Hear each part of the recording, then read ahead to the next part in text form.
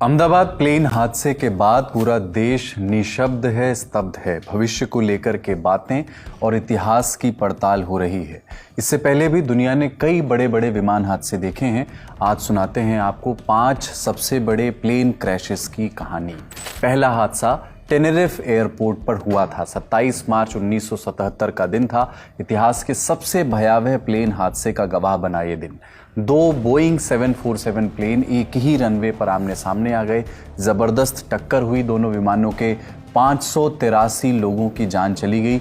इनमें से एक डच KLM एयरलाइन का विमान था और दूसरा अमेरिकी एयरलाइंस पैन एम का। यह हादसा स्पेन के टेनेरिफ आइलैंड के छोटे एयरपोर्ट पर हुआ।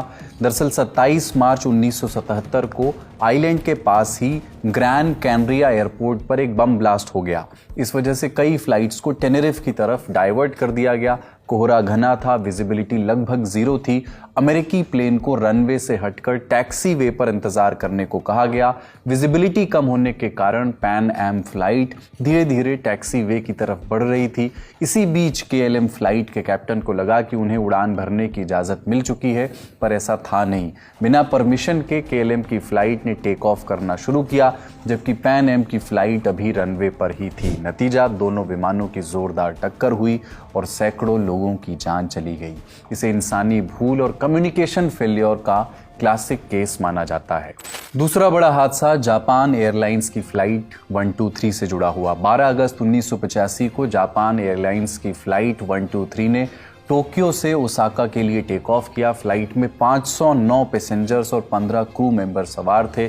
उड़ान के 12 मिनट बाद एक आवाज़ आई जैसे कोई धमाका हो गया हो। तीनों पायलट चौंक गए। वो कुछ समझ पाते तभी एक और आवाज़ आई। पायलट्स ने इंजन चेक किया, वो भी सही सलामत था। तभी कॉकपिट में अलार्म बजने लगा। ये एयर डिकम्प्रेशर का अलार्म था। दरअसल जो पहला धमाका हुआ उससे प्लेन में छेद हो गया। दूसरी आवाज़ तब आई जब प्लेन की टेल टूट करके अलग हो गई। छेद होने की वजह से अंदर का एयर प्रेशर धीरे धीरे गड़बड़ाता चला गया और पूरा कंट्रोल सिस्टम ठप हो गया। पायलट्स ने विमान को करीब 30 मिनट तक हवा में बनाए रखा। अंत में प्लेन अनियंत्रित होकर के एक पहाड़ से जा टकराया, जिसके बाद 520 लोगों की मौत हो गई। हादसे से 7 साल पहले भी प्लेन की टेल में कुछ दिक्कत आई थी। उस समय ढंग से इसकी मरम्मत नहीं की गई थी। इसी लापरवाही की वजह से ये हादसा हुआ। तीसरा बड़ा हादसा भारत में ही हुआ था। Charkhi Dadri mid air collision.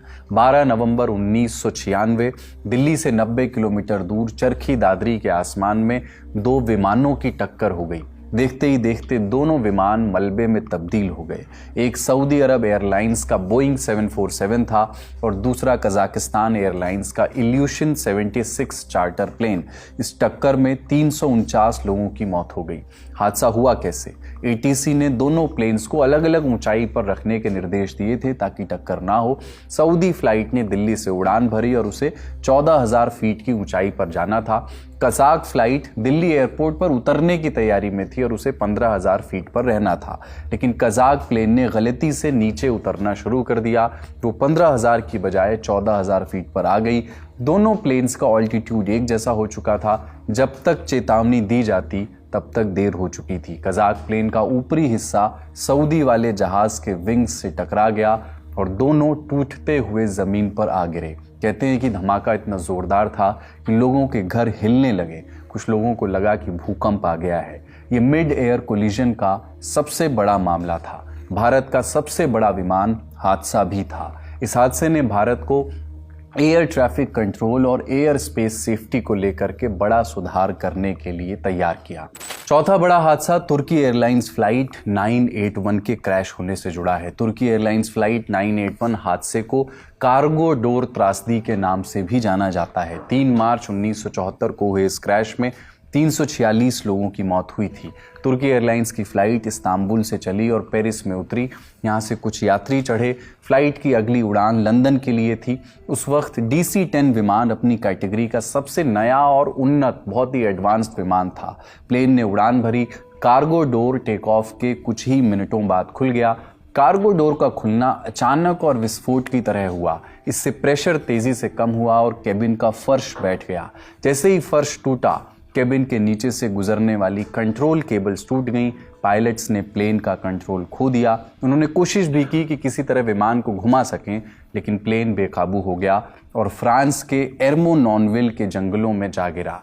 Crash इतना भीषण था कि ज्यादातर शवों की पहचान भी नहीं हो सकी। पांचवा बड़ा हादसा एम्परर कनिष्क क्रैश। 23 जून 1985 को कनाडा के मॉन्ट्रियल एयरपोर्ट से एयर इंडिया की फ्लाइट 182 यानी सम्राट कनिष्क ने उड़ान भरी। ये बोइंग 747 एयरक्राफ्ट था।